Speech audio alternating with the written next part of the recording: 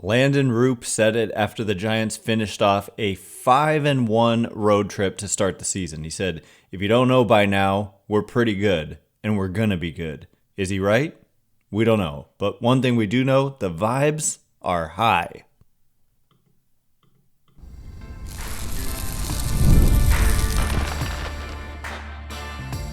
You are Locked On Giants, your daily San Francisco Giants podcast. Part of the Locked On Podcast Network, your team every day. Hello and welcome to Locked On Giants, part of the Locked On Podcast Network, where it's your team every day. My name is Ben Kaspick, and on the show we provide daily episodes Monday through Friday, talking about the San Francisco Giants in a way that's data-driven and rational, but also simple, passionate, and accessible to all. I'm a former contributor for the baseball statistics and analysis websites Beyond the Box Score and RotoGraphs. Been podcasting about the Giants since 2015, hosting the show for over 6 years, and I'm a lifelong Giants fan. Thank you for making Locked On Giants your first listen every day. We're free and available wherever you get your podcasts, including YouTube. Check us out there if you have not already. And please hit that subscribe button wherever it is that you're following the show. And coming up on today's show, we are going to bask in the glory of an outstanding 5-1 start to the season for the San Francisco Giants. They beat the Houston Astros, finished off a sweep, which is something they've had a lot of difficulty doing in the last several years, and their record obviously has reflected that. If you're consistently at or below 500 in a season, you're not sweeping a lot of people. And they had some chances in past years, but they just consistently weren't very good at doing it. But they do it here. They win 6-3. They jumped out ahead 5-0 with just more of the same. It was a Wilmer Flores home run in the first inning.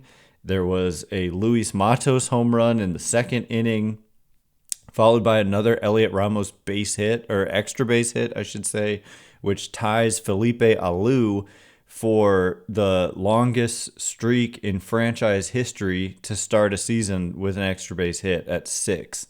The all-time Major League record is 8. So Heliot Ramos is going to have a chance on Friday to make it 7, and on Saturday potentially to make it 8. And that would tie a Major League record. So we'll see. He went 1 for 5 with 4 strikeouts. So one thing we're going to get into later is that the overall offensive numbers aren't outstanding when you look at like the rate statistics and all that, but the run scoring was perfectly good and the run prevention was very good. And so all of the numbers we'll get into later on, but I'm focusing on the vibes right now. And what it is, like what Landon Roop said there jumps off the page to me, because he says, if you don't know by now, we're pretty good and we're gonna be good. And what I sense from this team, and just by simply watching them as well, is that they are bound and determined to win games and like to do what it takes to win games. And they believe in their ability to do so. And they believe that they're good. And what's so interesting to me about all that is that this is largely the same roster as last year. You know, they bring in Willy Adames. That's huge. But what has Willy Adames done? Not much. Willy Adames has not hit yet. I'm not saying he's going to be bad or anything like that, but it's not like Willy Adames has just taken over and led to this 5-1 start. And then Justin Verlander, he pitched well, but that was the game they lost in this series or in this road trip. And then, what you do have is further development, like another year of younger players like Heliot Ramos doing what he's done to start the season, and Jung-Hoo Lee being healthy. That's like acquiring a player, because he wasn't all that impressive and then got hurt in like a month into the season last year. Expected numbers were much better than the actual numbers for Jung-Hoo Lee. But if you look like across the diamond, Heliot Ramos was here last year. Jung-Hoo Lee was supposed to be here last year. Mike Yastrzemski, Luis Matos was up and down, and he's had a great start to the season, and that's great to see. Patrick Bailey, obviously, a backup catcher. Happens to be Sam Huff right now, but he hasn't done anything. Lamont Wade Jr. hasn't done anything. Wilmer Flores was on the roster, but was injured last year and has been sensational. He's already got, is it 5 homers? I think it's just 4. Just 4. Does he have 5? No, that can't possibly be. He has 4. Heliot Ramos has 3. But Wilmer Flores had 4 all of last year, by the way. And then Tyler Fitzgerald was on this team last year. And so it's really shortstop because Matt Chapman also on this team. And then in the rotation, Logan Webb, Robbie Ray did miss a good chunk of the season, but Blake Snell was on the roster.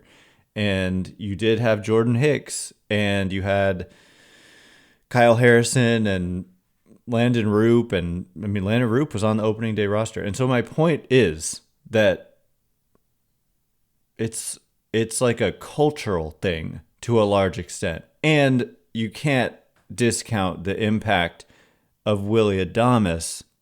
He's had a big hit, at least one, a double that scored 2 runs. And he's been good defensively at short from what I've, in my opinion. But it's a cultural thing, I think. I think it's a belief thing. And that comes from the top down. And it also comes from the players they brought in. Like the 2 guys they brought in that are like significant, because you can say, oh, they brought in Sam Huff as well. But like Justin Verlander and Willy Adames, those are 2, if you ask around about some of the best reputations in baseball, you're going to get those guys mentioned if you poll players, like who's their favorite teammate or like who is the most like fierce competitor, you're going to get a lot of votes on fierce competitor for Justin Verlander, and favorite teammate, people who played with Willy Adames, you're going to get a lot of votes for him. And you can see it as a fan. Like, I think fans already completely love this guy, and he hasn't hit well. And that just goes to show what he's done, and just the smiling and the way he's just having fun on the field, and the way when somebody does something good, he's out of the dugout, on the field, high-fiving the top rail of the dugout, first guy to greet the players coming into the dugout. And so expect that, not just, opening week, but for the whole season, and not just for the whole season, but for the next 7 years. That's just who Willy Adames is. And he's a productive hitter who's going to eventually hit a bunch of home runs. He's not like ultra above average offensively, but he plays a premium defensive position and plays it well, and just does a lot of little things right, and brings just that infectious personality, and he's won everywhere he's gone. And so this is like a like kind of different mindset that I'm having about this team than normal. I'm not just talking about numbers. And in fact, the numbers, that's the interesting thing here, is that numbers wise, they were below average offensively, looking at rate statistics like batting average. They hit 202 on this road trip, and yet they scored 5 runs a game. That's hard to fathom. Like if you said the Giants are going to hit 202 on the road trip to start the season, you would not expect a 5-1 record. And if you did hear they're going to hit 202 and be 5-1, you'd say they pitched unbelievably. They did pitch very well, but they also scored 5 runs a game. So we will turn our attention to the numbers that back this up. But just, I want to emphasize, this is a team that has a different mindset than what we've seen in recent years. And I think it does have a lot to do with Buster Posey, and it has a lot to do with the 2 big name players they brought in Willy Adames and Justin Verlander. So we'll get into the numbers behind the Giants' 5-1 great start, and how they're the 3rd best team in baseball and the 3rd best team in the division. It's just not fair. The Dodgers and Padres have not lost a game yet this year. Wow. All of that coming up in just a minute, and before we get into it, Today's episode of Locked On Giants is brought to you in part by Monarch Money. Ever check your bank account and wonder, where did all my money go? Between dining out, online shopping, and entertainment, it's easy to lose track. That's where Monarch Money comes in. Your personal CFO, giving you full visibility and control over your finances. Monarch Money isn't just a budgeting app, it's a complete financial command center. You can track your accounts, investments, and spending in one place. So you just stop managing your money and start building wealth. When I started using Monarch, I realized just how much I was spending on food delivery. Yikes. Now I budget smarter and save more. Just being able to see that is a huge help. Instead of juggling multiple apps, you can use Monarch to check all your finances, track spending, and even plan long-term goals. Take control of your finances with Monarch Money. Use code LOCKEDONMLB at monarchmoney.com for 50% off your first year. That's monarchmoney.com, code LOCKEDONMLB for half off your first year. Today's episode is also brought to you in part by Just Ingredients. When it comes to fueling your body, quality matters a ton. That's why Just Ingredients is changing the game with clean, high-quality products designed to support better health and peak performance. Just Ingredients offers an NSF-certified line of protein powder, electrolytes, pre-workout, and creatine, all rigorously tested to ensure they're free from substances banned by major athletic organizations. Just Ingredients has also partnered with two-time MVP Bryce Harper, who trusts their NSF-certified sports line to fuel his training and recovery. I love that Just Ingredients prioritizes wholesome, nourishing ingredients without the artificial junk. Whether you're recovering after a workout or need an energy boost, their grass-fed whey protein and pre-workout deliver real results. Just visit justingredients.us and use code LOCKEDONMLB for 20% off. And for more wellness tips, you can just follow at just.ingredients on Instagram. All right, here we go. We've talked about the vibes being high. We've talked about the culture change that we've seen so far. But what about the numbers? What have the Giants done numbers-wise to lead to a 5-1 start? You kind of have to dig into it because it's not obvious. If you look at simple runs per game, runs allowed per game, yeah, great. But it's not. If you dig a little deeper, there's some weird stuff going on. Thanks again for making Locked On Giants your first listen every day. Everydayers tomorrow, look, you know what I've decided? Mailbag Monday sounds good, but on Monday, we'll have a whole series to talk about, whereas tomorrow, there's no game tonight or today. So we're going to do Mailbag Friday, even though it doesn't sound good, after the Giants get off to this 5-1 start. So look out on Twitter/X and YouTube community for the prompt for questions. And thank you in advance for your questions. We'll be getting to them tomorrow.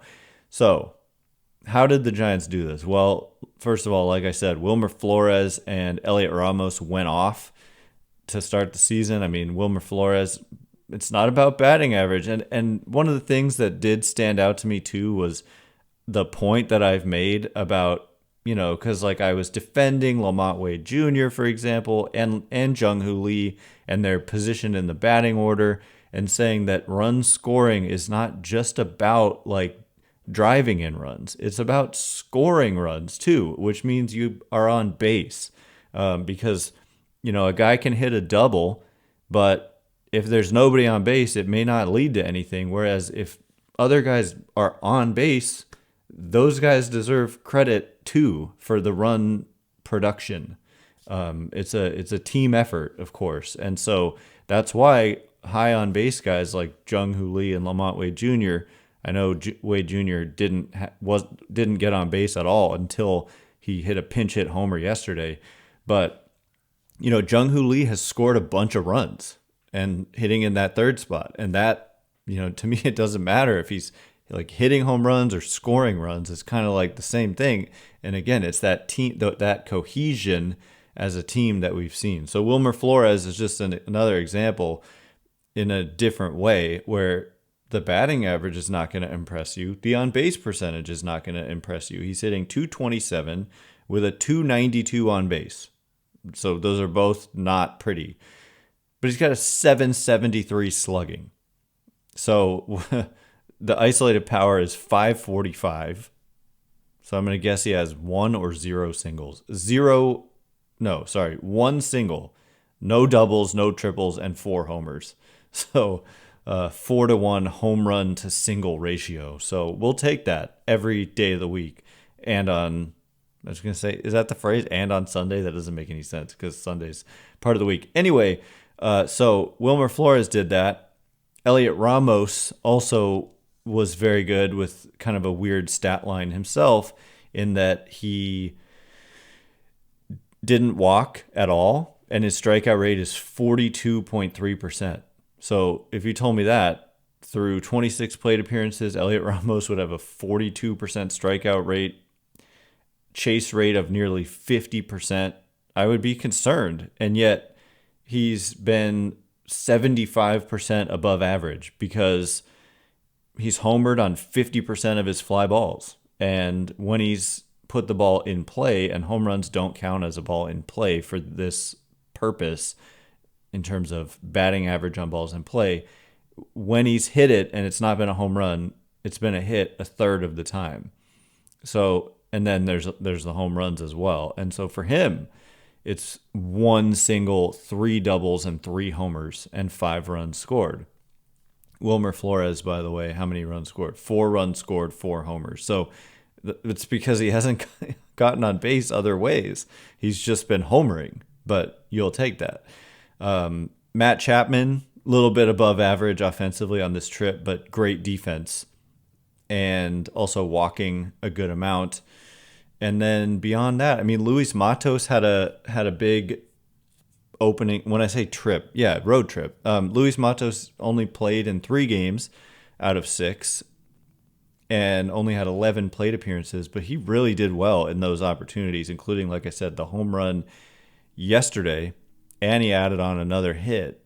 He has not struck out, and so it's a very encouraging start to the season for Matos. Yastrzemski has had a nice start to the season, hitting .333, .412 on base, .333 on base, slugging, So no extra base hits for Yaz, but he's actually been one of the few guys getting, hitting for a high average to start the year. Willy Adames hitting .130, .192 on base, .174 slugging. So that's what I'm saying. And, Sam Huff is 0 for the season. Tyler Fitzgerald hasn't done much except done well, in my opinion, defensively. Patrick Bailey, I want to say he has 1 hit, and that 1 hit was a game-tying hit in the 9th inning. So that was huge. He may have 2. I don't know. Schmidt doesn't have a hit. Christian Koss doesn't have a hit. Jung-Hoo Lee, though, .278 average, .381 on base, .444 slugging, and has scored 6 runs. So no homers, 2 RBIs, but 6 runs scored. And that has everything to do, really, with Heliot Ramos and Wilmer Flores kind of hitting behind him and getting on base. Like, getting on base is so crucial because when the guys behind you do something, if there's guys on base, that's runs. And especially when the guys are hitting extra base hits. But one thing I do want to point out is that so far this season, the league is like the offensive numbers for the league average batting average through whatever a week into the season is .230. So just keep that in mind. Like, it's always crucial to know what is the league average batting average, because people say, oh my gosh, he's hitting .240. That's disgusting. Well, if you're hitting .240, you're better than the average player right now. It's .230 is the league average with a .307 on base and .384 slugging. So that often has to do with cold weather to start the year, and you often see stuff like this where numbers are down offensively to start the year and then they creep up. But the Giants are hitting just .202 as a team. So they're significantly worse in the batting average department than the major league average. And their on-base percentage as a team is just 273. Their walk rate is 8.1%, which ranks 20th. Their batting average, by the way, ranks 21st. Their on-base percentage ranks 22nd. Their slugging percentage ranks 12th. And so then if you look at isolated power, they're 6th. So they've done it with power. When they've got their hits, they've made the most of them in terms of not a lot of singles, but a lot of extra base hits. And overall, though, it's a below average line of 91 weighted runs created plus, which means 9% below average offense. So it's context, which means they've done it when it's mattered. In terms of runs scored, they're 10th, but both the Dodgers and Cubs are in that mix, and they've played 2 extra games, except they've played they've played 2 and 3 extra games respectively, but the Cubs have scored 30 more runs than the Giants. Wow. And the Dodgers have scored 15 more in 2 games. So actually, let's count that. So the Giants are actually tied for 9th. Well, the Phillies have played 1 less game and have 30. So let's just say 10th in runs scored. And they've pitched well, as we'll get to. But it's going to be context. Like when we look at this metric called clutch, how much better or worse a player does in high leverage situations than he would have done in a context neutral environment. The Giants are 4th in this category.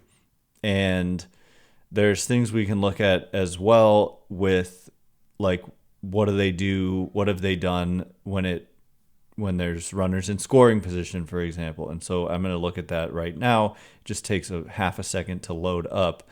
But when we look at bases empty, what have the Giants done? Well, they have a 89 weighted runs created plus, so a little bit below average, not too much below average. I expected that to be worse. Runners in scoring position, the Giants are hitting 308 with a 326 on base and 615 slugging. What about 2 outs and runners in scoring position? Giants are 1st with a 286 weighted runs created plus with 2 outs and runners in scoring position, hitting 421 with a 450 on base and 947 slugging. So all of this is small sample weirdness and not sustainable. They're not going to be about 200% better than average at hitting in those situations. It's a sample of 20 plate appearances, but that's what they've done. So it's not going to be like that all year. They're going to have to, rely on better offense from players who are better than what they've shown so far, like Willy Adames. It's not just going to, but this is how you sometimes have to win, and it's how they did it, but also pitching. And that's like the offense has just been like lots of extra base hits and clutch hitting, but the pitching has just been very good pitching, just hands down. And so we'll get into the pitching and defense, the run prevention component, in just a minute. And before we do,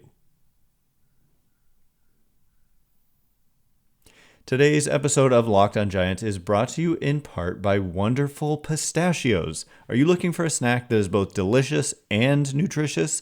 Crack into a good source of protein with Wonderful Pistachios. Wonderful Pistachios is one of the highest protein nuts. Each 1 ounce serving has 6 grams of protein, giving you over 10% of your daily value.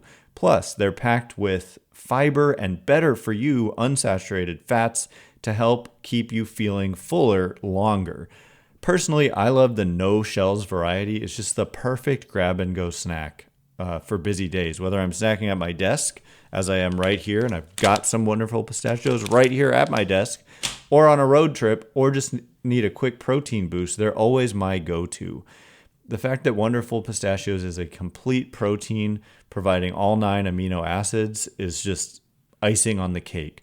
So get snacking and get cracking with the snack that packs a protein punch. Visit wonderfulpistachios.com to learn more.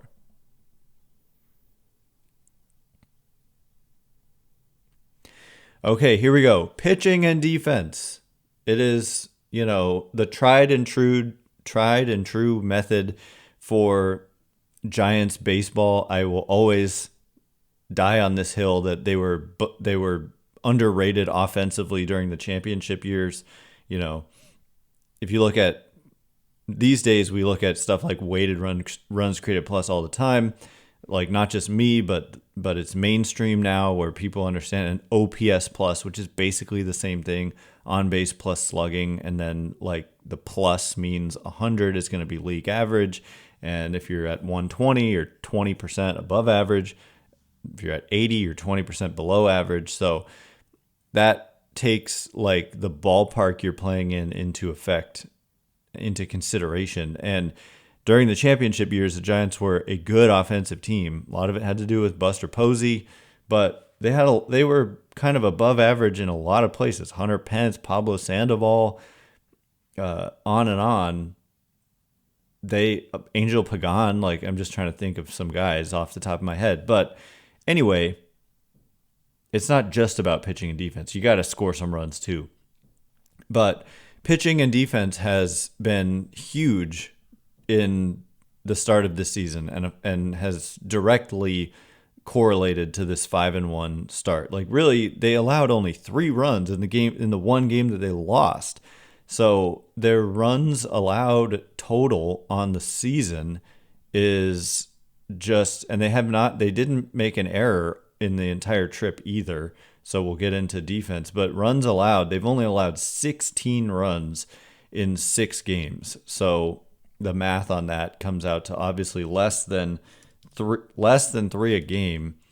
16 runs in 6 games is 2.67 runs per game. So you're going to have a good time if you're doing that and scoring 5 a game. So I don't expect them to keep this up. I don't expect them to keep 5 runs a game up, but it definitely, when you do that, it's going to lead to something like a 5-1 record. And what's beautiful about it is that there's nobody who really looked like they fluked their way into anything. And so for the Giants, we'll get to their starters and their relievers. We'll break it down like that. And the starting pitching has an ERA of 3.34 with a fielding independent pitching of 3.35 and an expected fielding independent pitching of 3.31. So that's what I mean. There's nothing weird going on there. It looks kind of earned. I mean, their batting average on balls in play against them is just 266, which is low, but it's actually middle of the pack. It's 16th. There's actually 15 teams with a lower batting average on balls in play by their starters. And the strikeout rate actually is pretty good, all things considered, that this is not really a strikeout team, because Landon Roop, had a big part of that. He wasn't at his best command-wise, but he did strike out a lot of guys. So 26.6% strikeout rate by their starters, ranks 8th in baseball. 8.6% walk rate is middle-ish of the pack. So, Landon Roop walked some guys. I forget who else walked some guys. Whatever. They've been middle-ish of the pack, and strikeout minus walk rate, important and very predictive pitching metric, they rank 7th, their starters. So there you have it. And there's this other number, Sierra, which is 3.30. So everything screams 3.30 by their starters, which is just excellent through, basically one turn through the rotation plus a second Logan Webb start. And yeah, did anybody not perform well? I'm looking at, Landon Roop ended up with a 6.75 ERA, but the, strikeout rate was 40% in the game.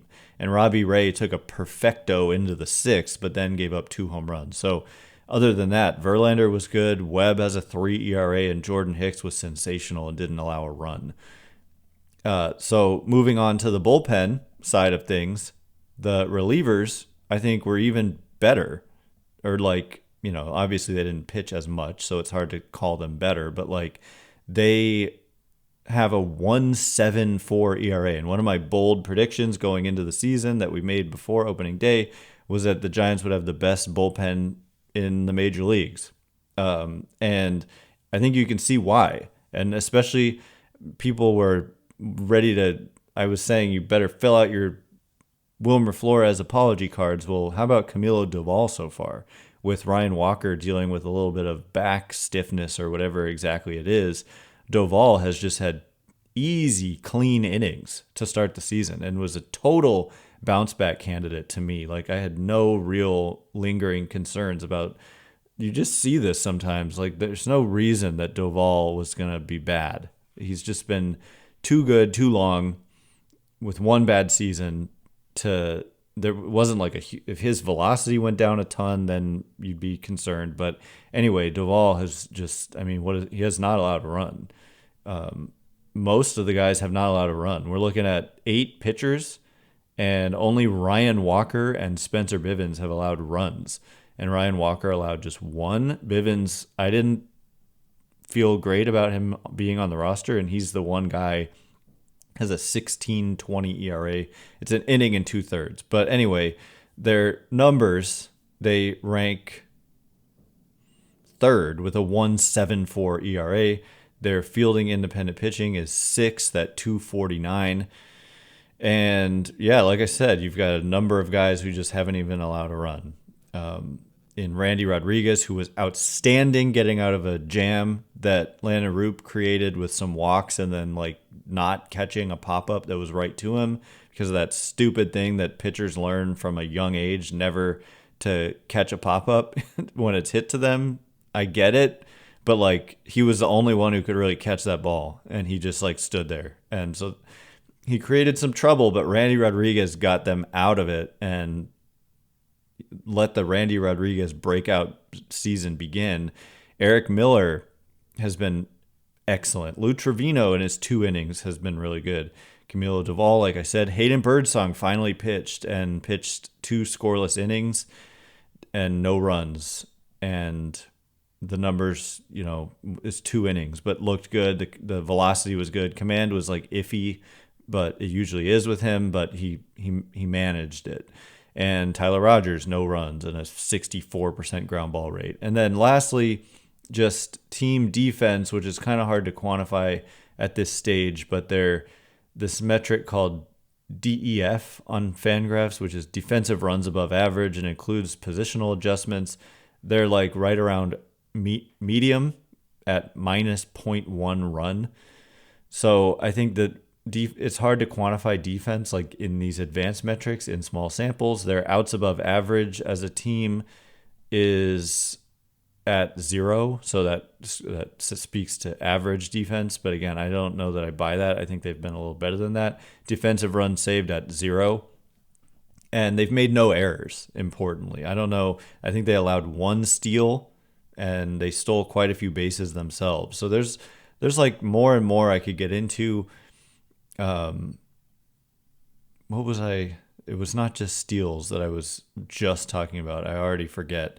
But anyway, it's been a good start, and you know that. So anyway, that's all the time we have for today. Thanks again for making Locked On Giants your first listen every day. Everydayers, tomorrow it's Mailbag Monday on Friday.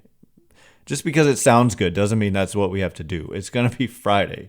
So look out on Twitter and YouTube for the prompt. Once again, my name is Ben Kaspick. Check me out on Twitter or X at Ben Kaspick, Kaspick. If you like this show, please consider rating it or leaving a review. It helps me out so much. So thank you in advance, and thanks to everyone who's done so already. I can't wait to be with you again, answering your questions tomorrow. Thanks again for listening. You are now Locked On Giants.